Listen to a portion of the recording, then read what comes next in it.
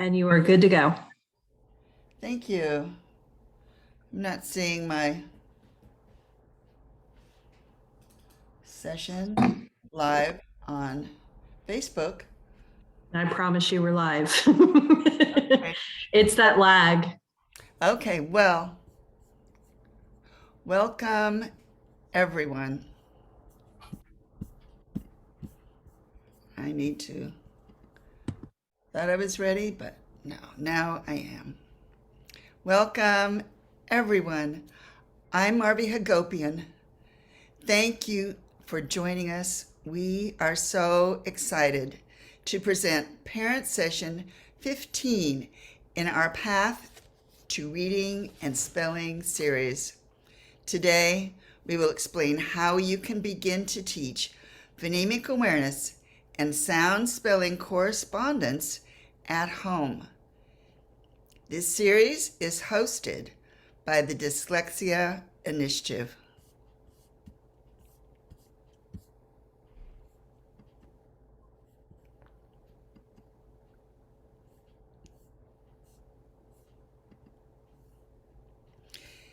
This season's The Path to Reading and Spelling presentations are focused. Can you see me?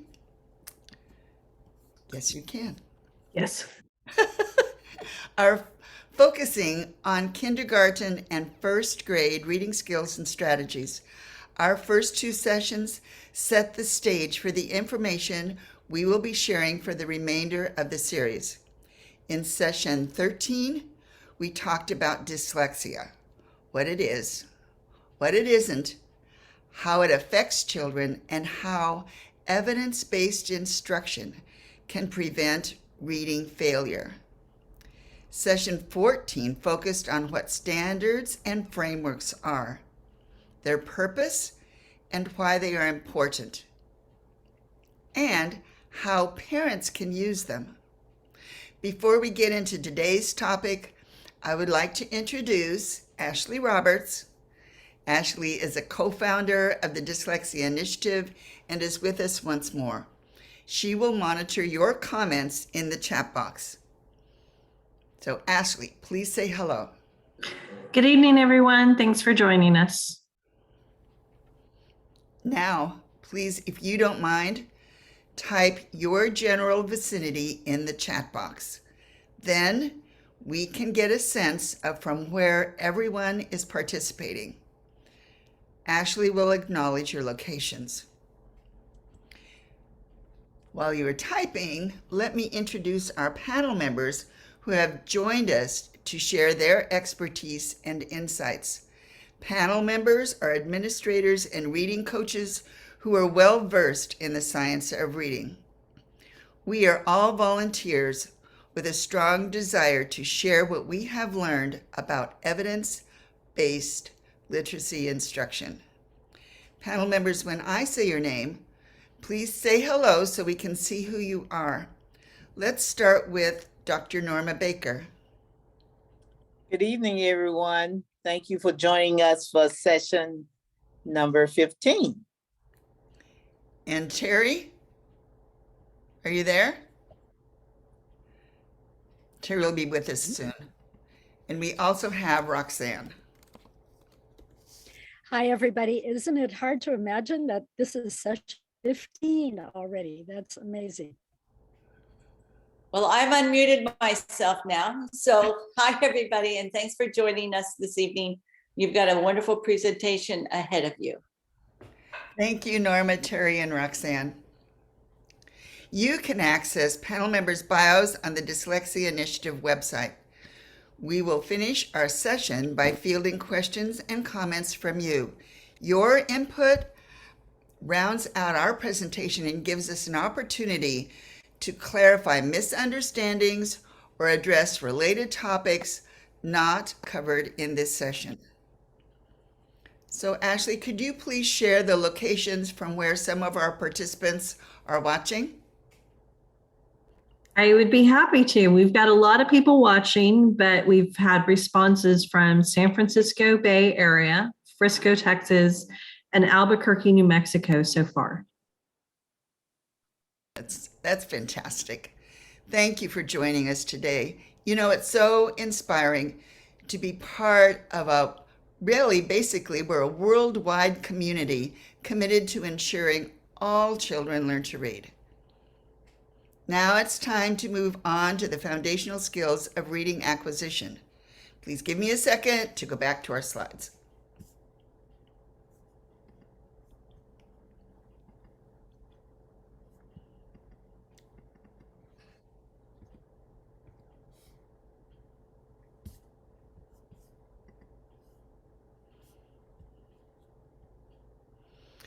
Today, we will watch a phonemic awareness activity showing an example of how children are taught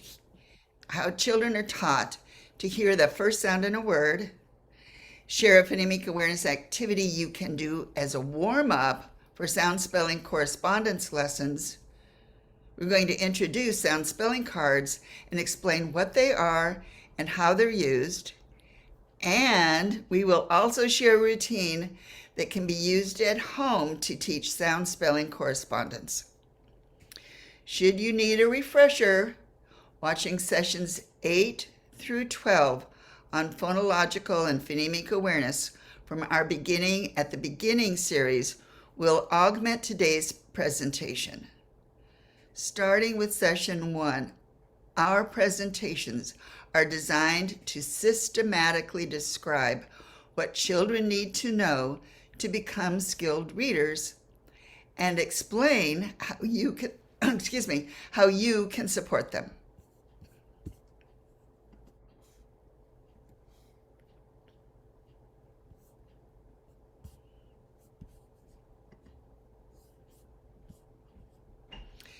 Let's begin with some important background information. The Reading Language Arts framework on this slide is one of the resources we will be using. The document has grade level standards. These standards are like Common Core ELA standards, but they also include substrand skills within each standard. Here is a link to a free copy. To download the entire document, go to the second link on the slide and then paste the first link into the box. Both links will be posted on the Dyslexia Initiative's website.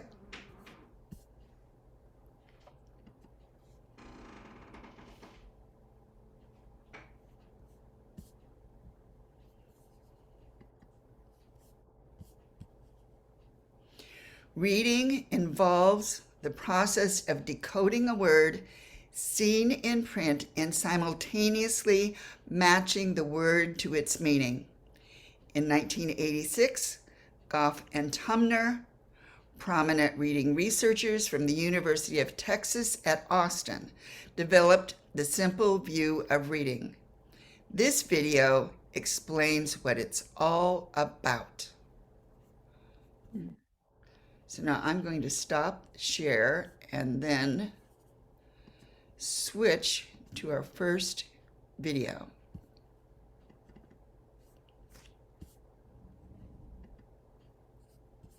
I know you're going to enjoy this.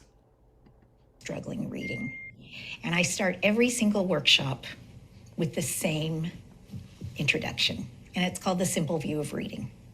It's research that is the most important research, in my opinion, that's ever been done on reading, because it clarifies very clearly what good readers do well and what those who don't read so well struggle with. And the Simple View of Reading is research that was first done in 1990. It was proposed in 1986, and it's been replicated hundreds of times since then. People have tried to disprove it, and they've tried to prove it. They can only prove it. They cannot disprove the Simple View of Reading. And what it says simply is that reading is made of two components: decoding and language comprehension. In order to be strong at reading comprehension, you got to be strong at decoding, and you got to have background knowledge and understand the words that you're reading. If you are the most brilliant person in the world and you understand physics and you can draw pictures and you can't decode the words, you can't achieve reading comprehension. You only have language comprehension. Decoding is also a critical skill. You must be able to read the words accurately.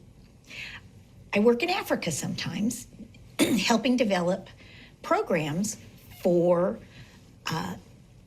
languages that children in rural Africa speak. They are languages I don't speak, Fulfulde, Kanuri, Wolof, Bular. They have what's called a transparent orthography. That means one letter always spells the same sound, not like English where one letter can spell a number of sounds. I can decode those languages perfectly. You tell me that a C spells ch, and I can read any word because the vowel A always spells ah. The vowel O always spells O. So I can read cho. I don't have a clue what those words say. I don't know one word in Wolof, but I can read a whole page. I can decode a whole page. So I've got decoding, but I don't have any language. I can't get to reading comprehension. So the simple view of reading tells us two things. We have to be strong in decoding, and we have to have strong language knowledge. We have to know something that helps us know what the words are. Researchers all know about the simple view of reading. Teachers don't know about it. And it's the most important thing that teachers, if they would understand that students must be strong decoders, that means you don't guess your way through material. You can decode unfamiliar words. It means that you know what you're reading about.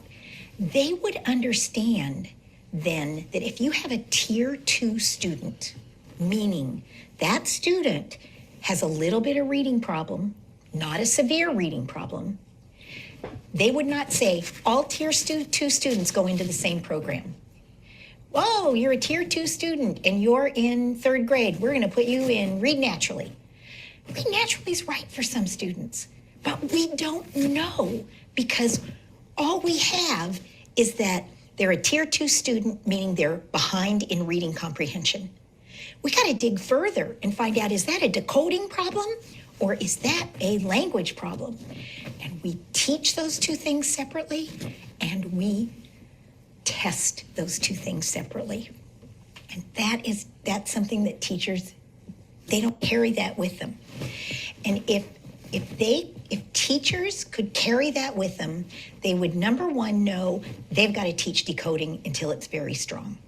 They cannot let kids guess their way through text.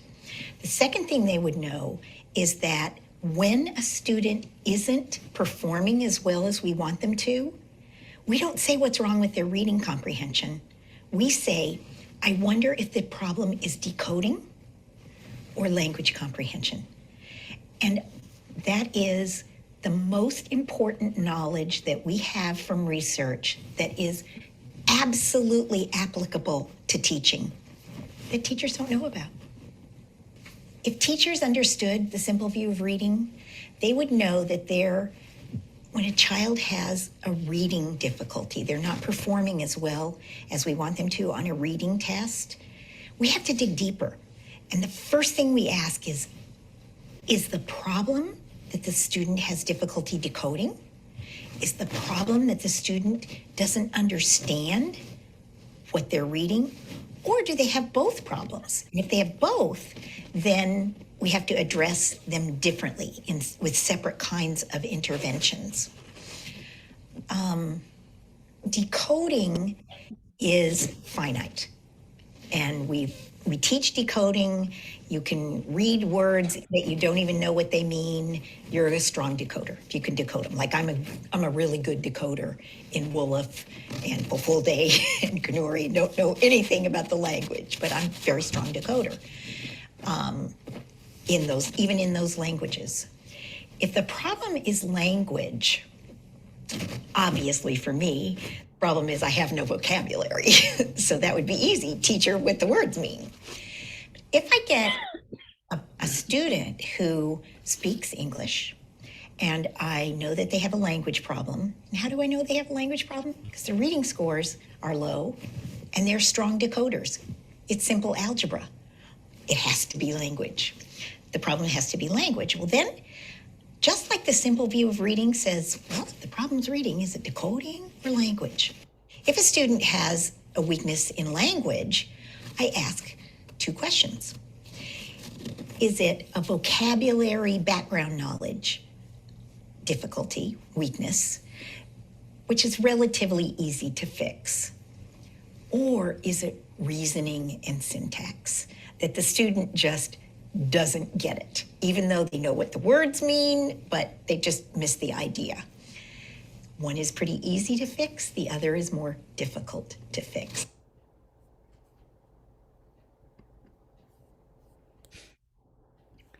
Back to our slides.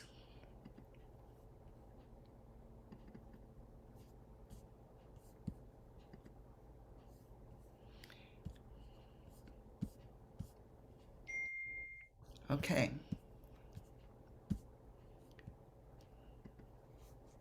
Let's go to our next slide.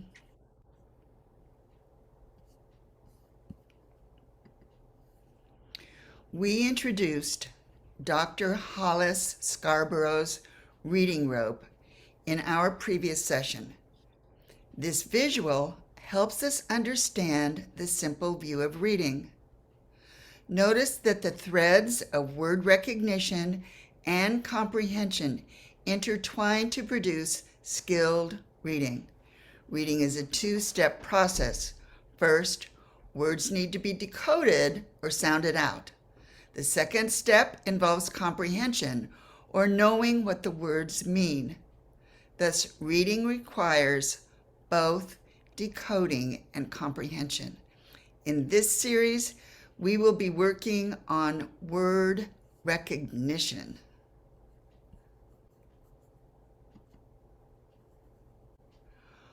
Phonological awareness, decoding and spelling, and sight recognition.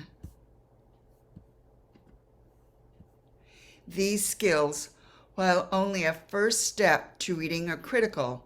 Our goal this season is to share evidence-based strategies for teaching word recognition. Let's look at the skills we will address in this session.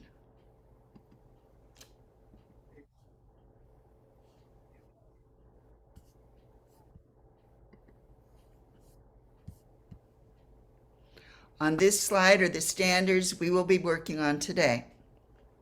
Under kindergarten, we will be addressing distinguishing orally stated 1-syllable words and separating them into beginning sounds, and matching all consonant and short vowel sounds to appropriate letters.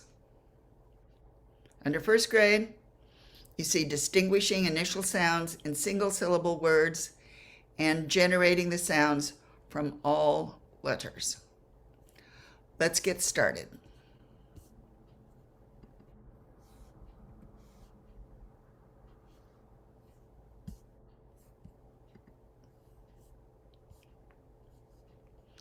Here are some academic words children need to know before teaching a lesson in which they are used. Children need to know what a sound, letter, and spelling are. They also need to know the terms first, starts, begins, as well as last, ends, and middle. Never assume a child knows the meaning of critical academic words. Playing games using these words will prepare children for phonemic awareness and sound spelling lessons. So for instance, to teach the meaning of the word sound, you might want to play this game. Tell the child, let's play a game. A sound is something you hear. Close your eyes and listen for a sound. Then clap your hands and ask, what sound did you hear? The child should be able to say a clap. The game can be repeated with any sound, for example, a bell or a drum. The purpose is to make sure the child knows the meaning of the word sound. Games are a great way to introduce academic words you will be using in a lesson.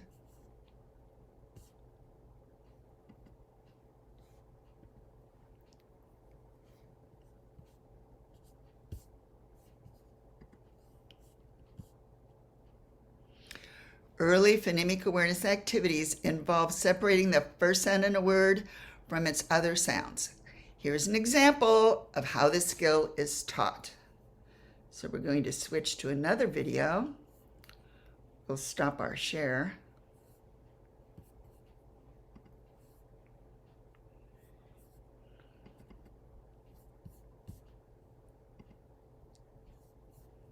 This is a quick one.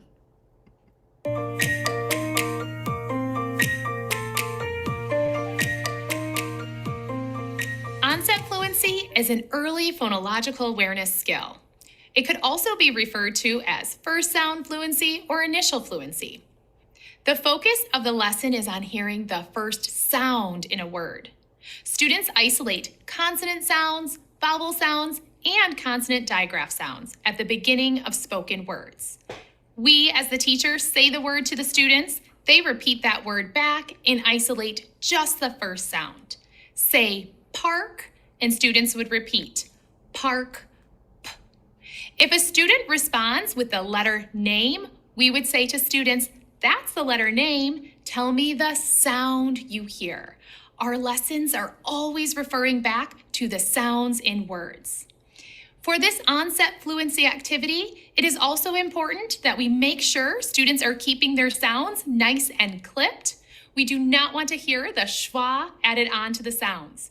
If the word were park, we would say park, p, not park, pa. If we hear students making that schwa at the end of the sound, we want to teach them to clip the sound. We will be the model for them, produce the sound the correct way, and ask them to repeat it.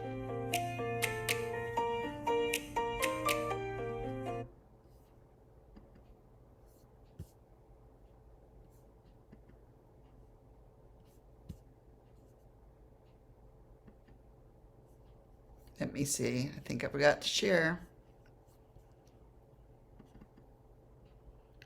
That's better.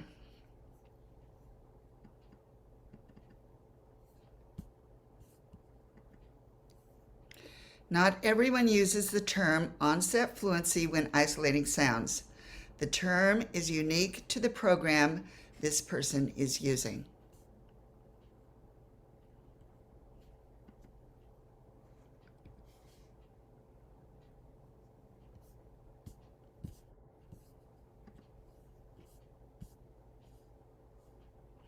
Phonemic awareness activities are often used as a warm-up before teaching letter-sound correspondence. The purpose is to familiarize children with the sound of the lesson's focus and to build connections between a sound and the letter combinations that represent the sound. Play games using words that begin with the lesson's target sound. Showing pictures of objects that begin with the target sound are particularly helpful for English learners. One phonemic awareness activity children enjoy is the thumbs up, thumbs down game. Start the game by telling the child she is going to hear some words that start with the sound of the letter she is learning. Let's say the sound is A spelled A. Tell her to put her thumbs up when she hears a word starting with the target sound and thumbs down if the word starts with a different sound. Then go to a list of words or go through a list of words that start with A mixed with words that start with other sounds. If the child has difficulty distinguishing the target sound from other sounds, for instance, discriminating A and E, provide additional instruction and practice, then repeat the activity. Once a child can separate the first sound in a word, work on ending sounds. Isolating middle sounds are difficult, so save activities that focus on isolating middle sounds until the child has a good grasp of first and last sounds. There are many videos online that offer suggestions on how to teach first the beginning, then ending, and finally middle sounds in isolation. Words beginning with continuous sounds such as and ah are the easiest to master. Just a reminder, sessions 8 through 12 in our Beginning at the Beginning series focuses on phonological and phonemic awareness. Phonemic awareness activities should be brief, lasting only about 5 minutes.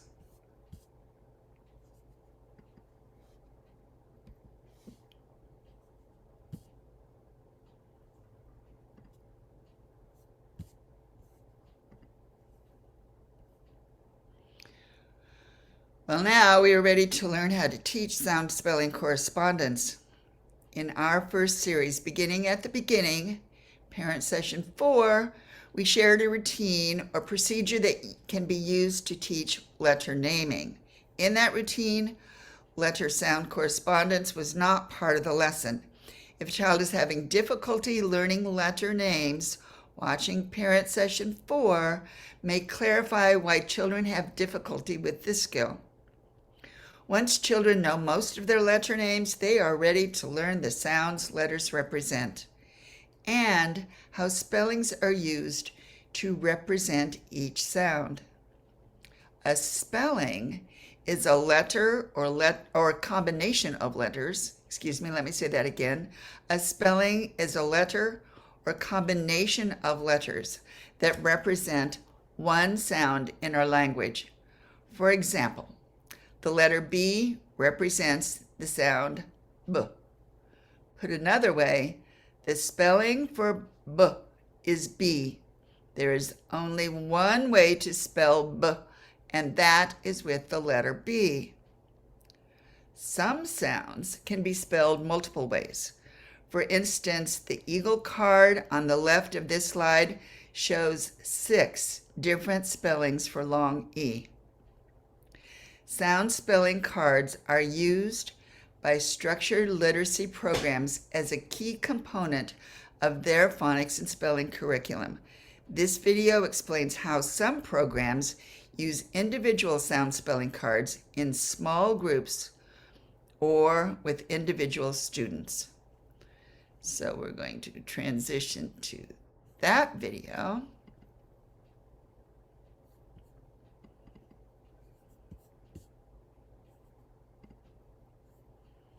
Here it is. With Side by Side Educational Consulting, we specialize in working side by side with educators to improve outcomes for all kids.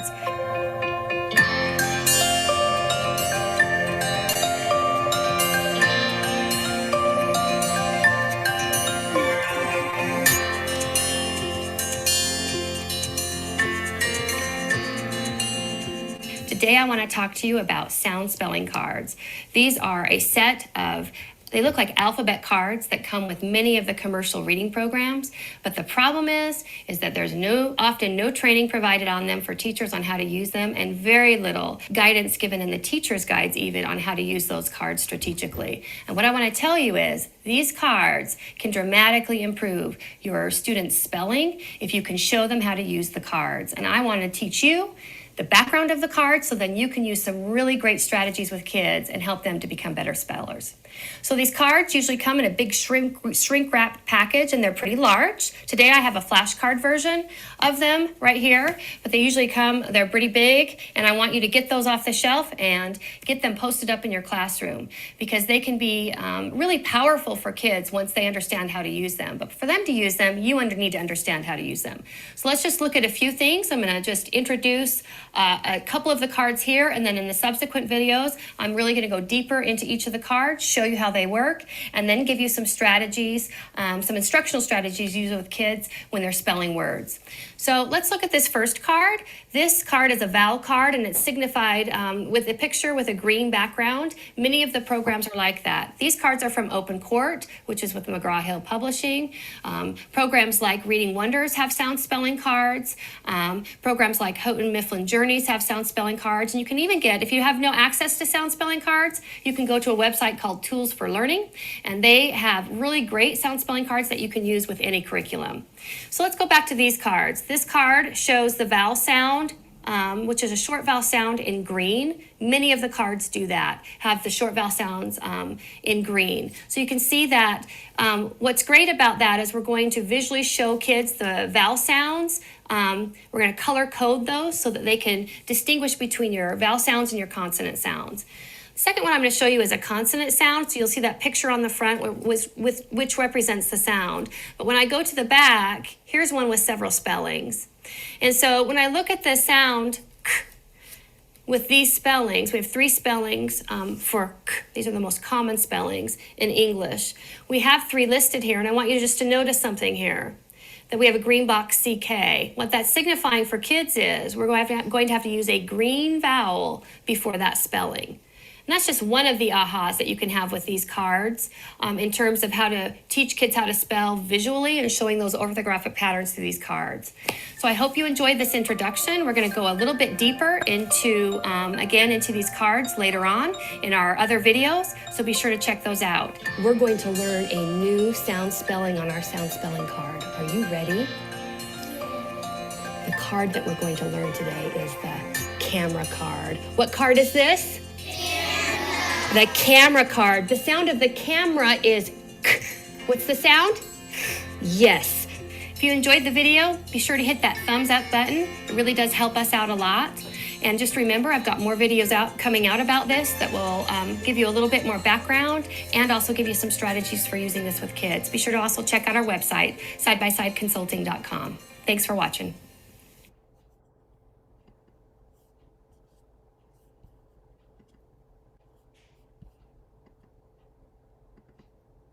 Oops, not there.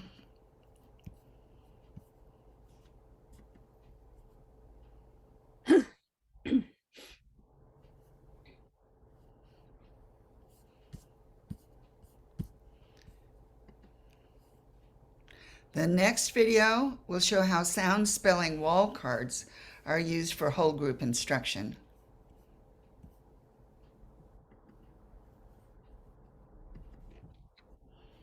And I believe this is our last video of the evening.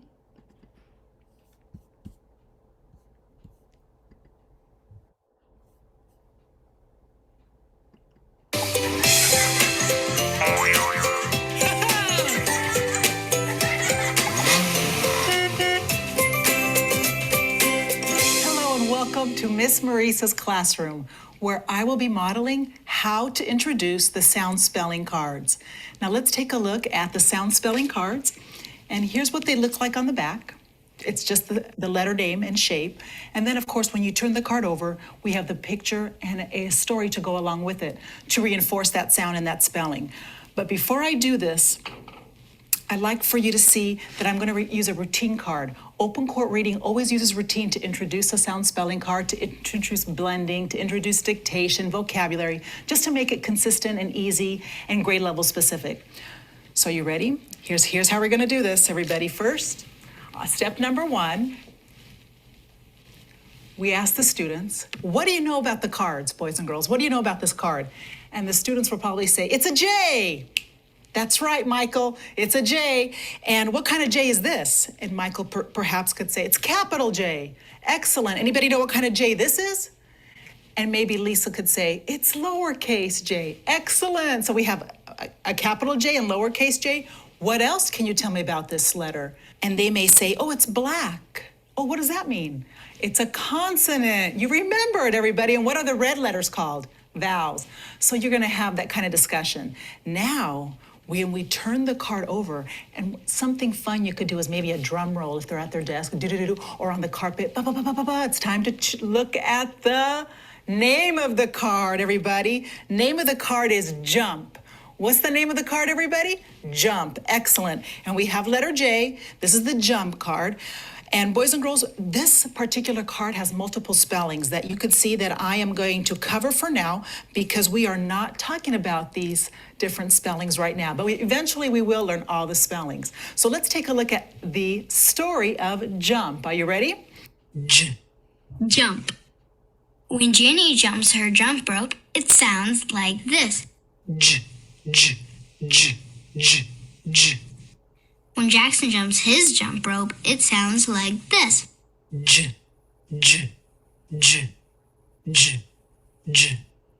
The judges generally agree that Jenny jumps most rapidly.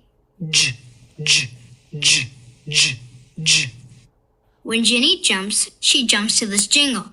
Jump, jump, jump so quick. Whenever I jump, I like to kick. The judges generally agree that Jackson jumps most quietly.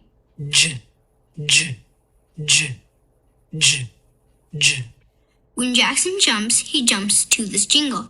Jump, jump, nice and quiet. See what happens when you try it.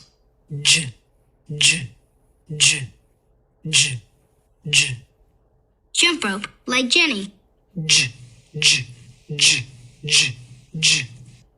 Jump rope, like Jackson.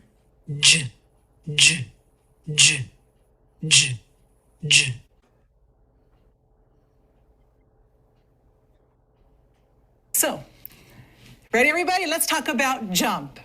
When Jenny jumps her rope, it sounds like this. When Jackson jumps his rope, it sounds like this. The judges generally agree that Jenny jumps most rapidly. When Jenny jumps, she jumps and jingles. Jump, jump, jump so quick. Whenever I jump, I like to kick. The judges generally agree that Jackson jumps most quietly. When Jackson jumps, he jumps to this jingle. Jump, jump, nice and quiet. See what happens when you try it. Jump rope like Jenny. Or you can jump rope quietly like Jackson. Do it with me, boys and girls. Like Jackson 5 times. Ready? Excellent, everybody. So what's the sound? Excellent. So let's review our new sound of the day. Here we go, everybody. Name of the card? Jump. Sound, everybody. And our spelling today is going to be J. I want you to know, everybody, J is usually used in the beginning of a word, or it could be used at the beginning of a new syllable. So a word like joy starts with a J, and a word like enjoy will start with that J for the next part, everybody, the second syllable. So just remember J is used in the beginning or a new syllable, okay? So let's...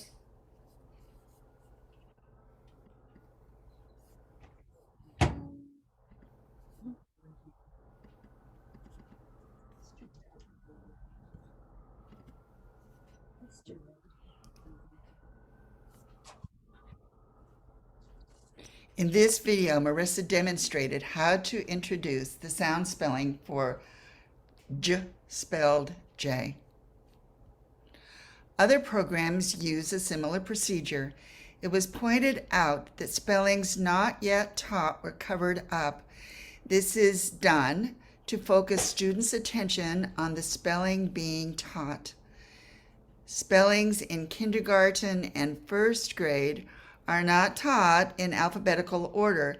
Instead, reading programs follow a carefully thought out sequence that teaches the most common consonant and short vowel spellings first. A child's active engagement when you're doing these introductions is critical. Children should participate throughout the lesson. Active engagement during the lesson with periodic checking for understanding helps children focus on new learning. An extra benefit is that when children are actively involved, the children who need additional support can be identified. This video did a great job of showing how sound spelling cards are introduced. Let's break down the lesson.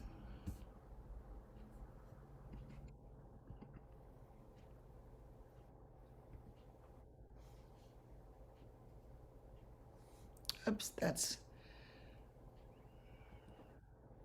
here we are. Okay.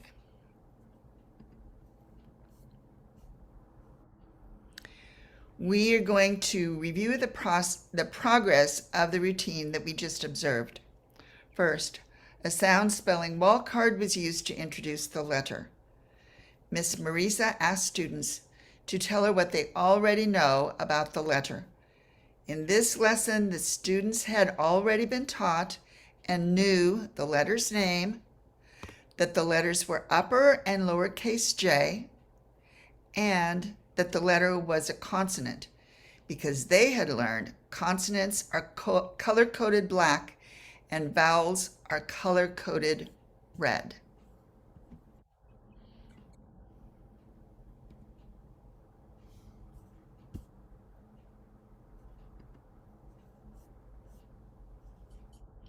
Next, the name and picture of the card was introduced.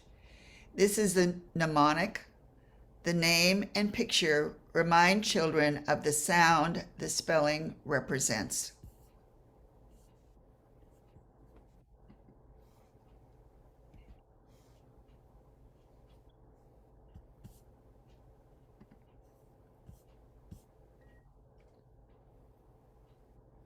Because some j spellings not yet taught were covered, the children were told they would learn the hidden spellings in later lessons.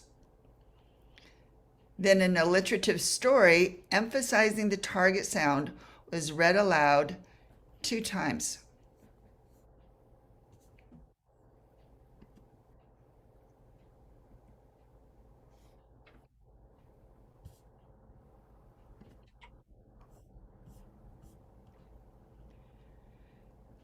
The children were asked to say the sound aloud 5 times.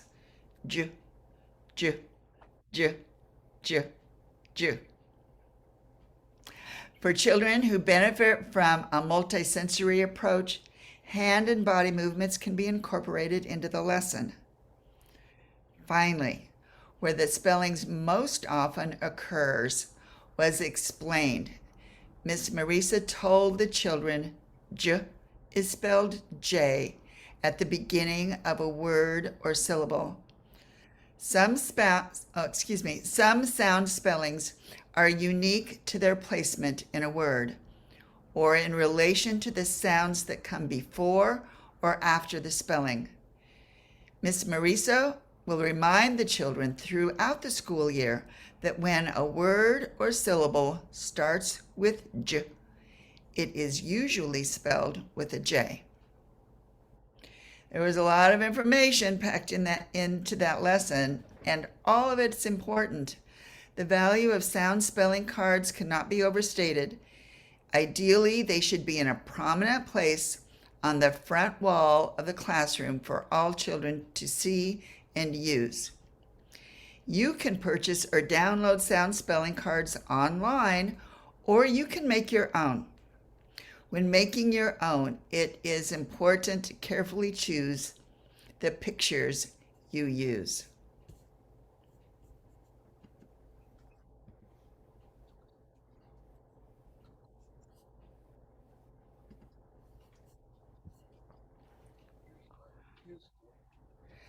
Sound spelling correspondence lessons do not need to be taught in the same way as shown in the video. However, understanding how they are taught in classrooms can help parents support their children at home. Just a reminder, a routine is a procedure used each time a new sound spelling is taught. Routines provide consistency to instruction. They allow children to focus on new learning because they already understand the lesson sequence. Here is a routine that can be used to teach the sound spellings for short vowels. Let's use the sound ah, the short vowel sound for a, spelled with an upper or lowercase a, as an example. You're going to show the child a card on which both upper and lowercase a and a picture representing the sound is displayed. Then you will say, "This is letter A." "What's the letter's name?" The child answers, A. "Yes, this letter's name is A. Red letters are vowels. Is A consonant or a vowel?" The child will say vowel. "Yes, A is a vowel. Red letters are vowels. The sound of A is ah." "What's the sound of A?" The child responds, ah. "Yes," A says ah. The spelling for ah is A. "What's the spelling?" The child answers A. "Tell me again." Name of the letter? The child says A. Sound? The child says ah. Spelling? The child says A. Great! A says ah.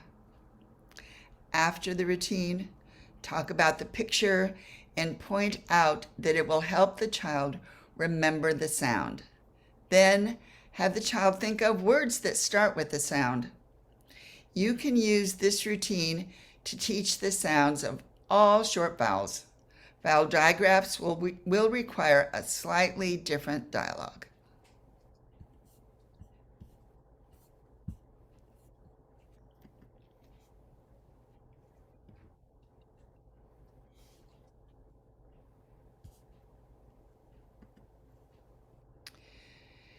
The routine for consonants is basically the same as the previous procedure. Let's use T as our consonant example. Show the child a card on which upper and lowercase t and a picture of the sound is displayed. The only difference in this lesson is that T is a consonant. So I'll go through what you would say. This letter is T. What's the name? What's the letter's name? The child answers T. Yes, the letter's name is T. Black letters are consonants. Is T a consonant or a vowel? The child will say consonant. Yes, T is a consonant. Black letters are consonants. The sound of T is T. What's the sound of T? The child responds T. Yes, T says T. The spelling for T is T. What's the spelling? The child answers T. Tell me again. Name of the letter. The child says T. Sound. The child says T. Spelling. The child says T. Great. T says T. After a sound spelling has been taught, it's important to remember to provide lots of practice. Create activities and games to reinforce the new learning. For example, have the child find and cut out pictures or words in a magazine that start with a target sound. For example, pictures of a tiger, tent, and turtle. As the child does the activity, have her say the sound of that letter. There are many wonderful alliterative stories you can purchase online. Just search for alliterative stories and poems in your browser. Communication with the child's teacher or tutor is very important. Parents can support classroom instruction when they know which sounds and spellings have been taught, which ones their child knows, and which ones still need to be mastered. After sound spelling has been taught and practiced, it's time for mixed practice.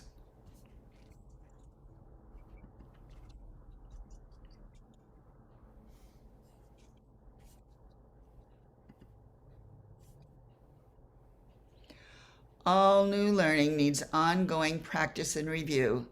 A mixed practice is basically a review of spellings that have been taught but not mastered. Expecting a child to master a sound spelling after just one lesson is unrealistic. Children need many exposures to new learning before it settles into long-term memory. Some children need as few as 8 exposures. Many children need more, some requiring over 50 interactions. This slide shows an example of a mixed practice activity. In this activity, a child is given a paper with the sound spellings the child is still learning. In this example, the sound spelling for T was just introduced. That's why you see the first line with only upper and lower case T's. The other spellings, A, S, and M, were taught in prior lessons. These spellings have been taught but not mastered. The child reads from left to right, saying the sound of each letter. Because T is the primary focus, there are more T's for the child to read. The other spellings are fewer in number. Another game to play is Find My Spelling. Place cards with the spellings the child is learning on a table. The adult says one of the sounds. The child picks up the card with the correct spelling. Making up and playing games based on the skills being taught is fun.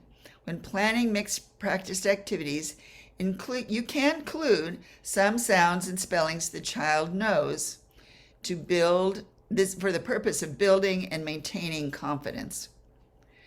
Quick responses are a sign of developing automaticity or fluency. Slower responses probably indicate the child is still learning a particular skill.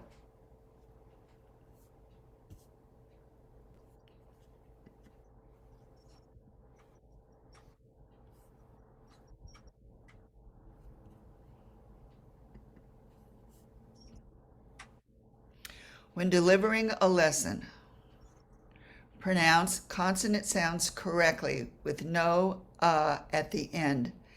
Adding the schwa sound at the end of a consonant hinders decoding. The word bat has 3 phonemes, b, a, t, not 5, b, a, t, a. Watch the child's mouth as sounds are pronounced and look for articulation errors. Make corrections gently and respectfully. When a child responds incorrectly, say, for example, "Let's try that again. The sound of T is T. What's the sound of T?" Reteach when necessary. At the end of the lesson, when a child says a word, at the end of the lesson when the child says words starting with the target sound, have the child say words starting with the target sound. 3rd time's the charm. Children who have challenges with letter or word retrieval will need extra support and practice.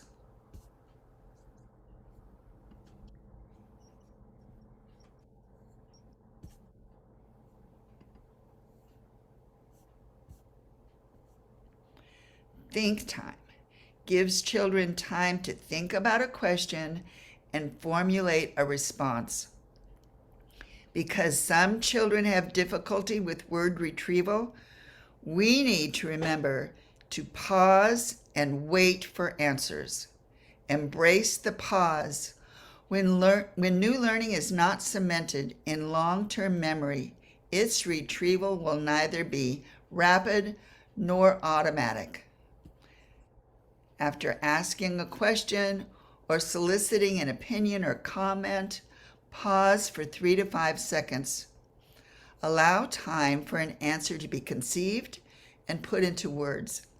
After 5 seconds, if the child hasn't been able to retrieve the information, provide the answer and make a note that more practice on that skill is needed. While our goal is to develop automaticity with sounds and spellings, we need to be respectful and patient. Over time, with sufficient review and practice, children's response times will shorten. Pausing for think time is surprisingly difficult to do. Embrace the pause.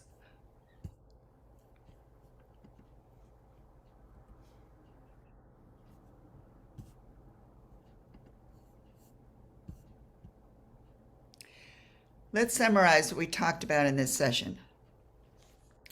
According to the simple view of reading explained at the beginning of this presentation, if a word has been decoded and its meaning is known, the word has been read.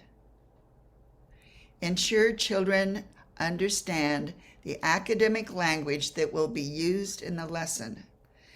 Before teaching a sound spelling, do a phonemic awareness warm-up with the target sound. Remind children to use sound spelling cards when decoding and spelling.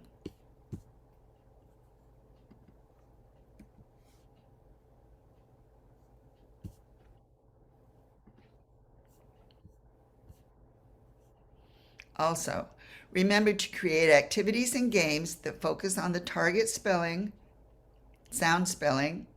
Use mixed practice for new and previously taught sounds and spellings the child is still learning. Pause after asking a question to allow the child time to think and respond. Reteach when necessary. And always provide ample practice in a variety of ways until mastery is achieved.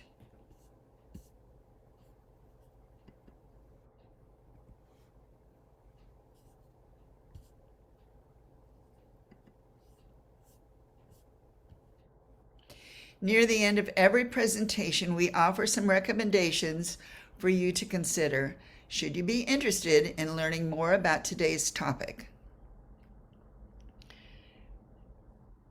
We suggest you consider visiting the links on the Dyslexia Initiative website, where you can find a list of the resources we used. Use sound spelling cards to teach sound spelling correspondence. And try to follow a consistent routine when teaching sounds and spellings. The remainder of this session is our favorite part because we get to interact with you.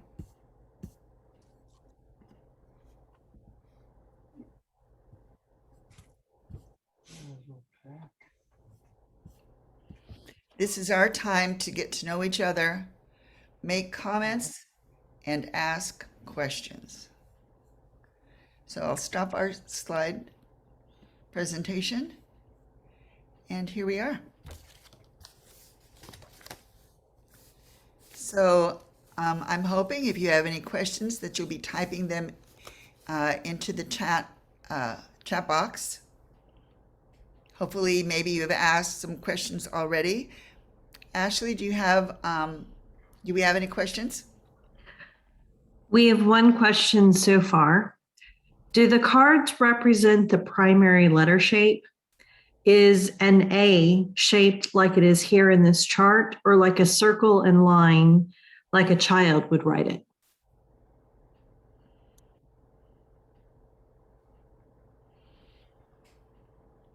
Okay. So on the cards, if you are in kindergarten and first grade, typically they are presented in the same way a child would be learning how to print.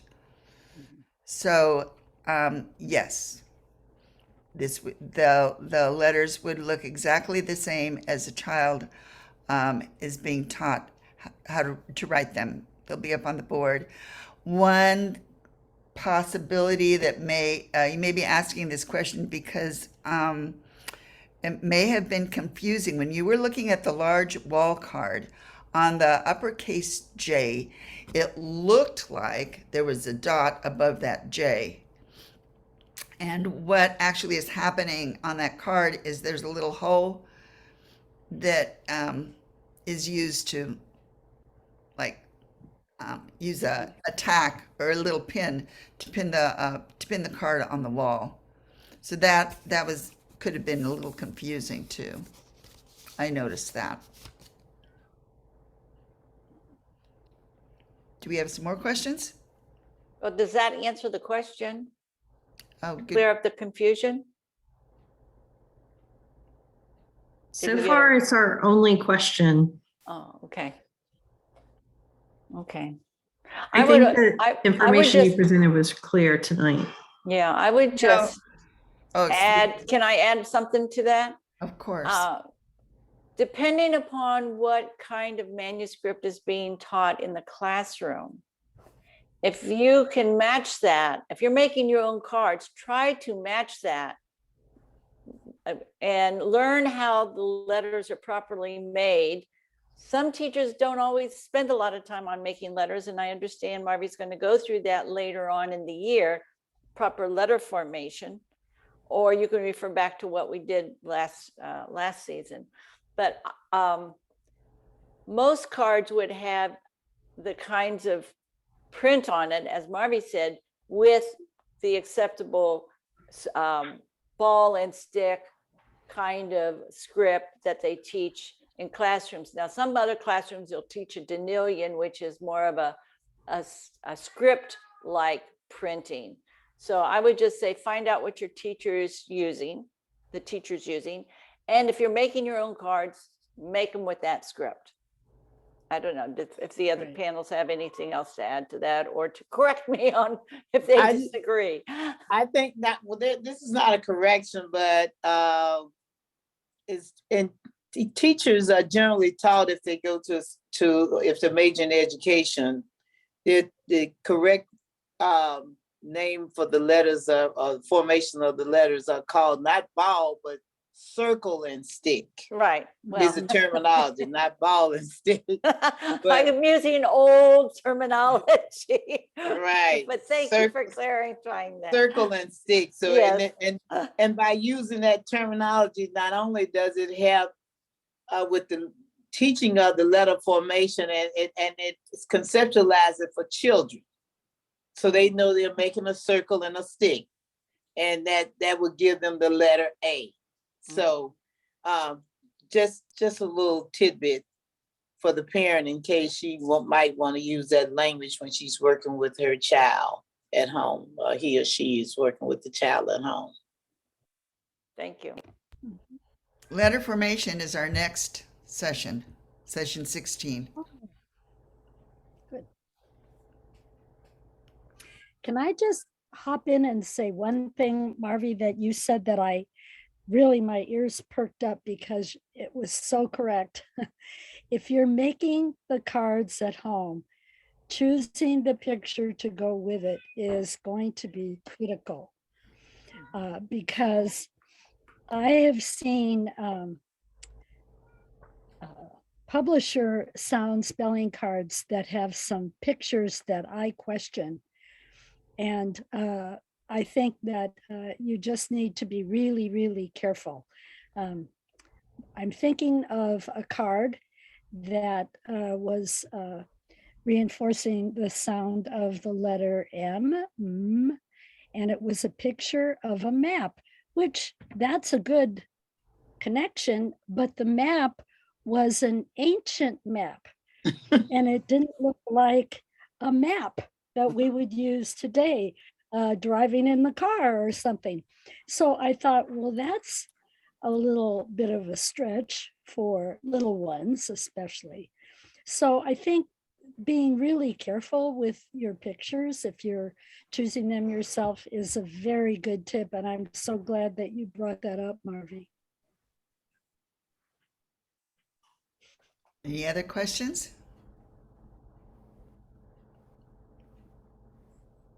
No. Okay. So far, no. Okay. Well, does anybody else have any other comments, panel members? Anything to add or to add to the presentation? Just checking. No, I don't. I don't. Okay. Neither do I. It was a great presentation, very informative, Yes. as always. Thank you, Good job, ladies. Harvey. Thank you. Well, we are a team. We create these presentations together. So thanks to everyone for participating tonight. We're gonna be working hard on our next presentation. As I said, letter formation. Thank you again for participating. We are passionate about this work just as much as you are parents, and our whole goal is to help you help your children. So I guess this is the end of our session tonight, and we'll actually we won't see you until January. We're going to take the holidays off, and we'll be seeing you in January. Marby, do we have a date for that in January? Not Not. yet. That we may interject a redo of our session 14 on standards and frameworks. That was problematic from beginning to end. So, but we'll let everybody know, and we'll post it. We'll post what the next sessions are as soon as we have times for that. Okay. Thank you. Okay, you're welcome. Okay, everybody. Good night. Good Good luck. night. Thank you so much. Good night. night. Thank you. You again. Bye.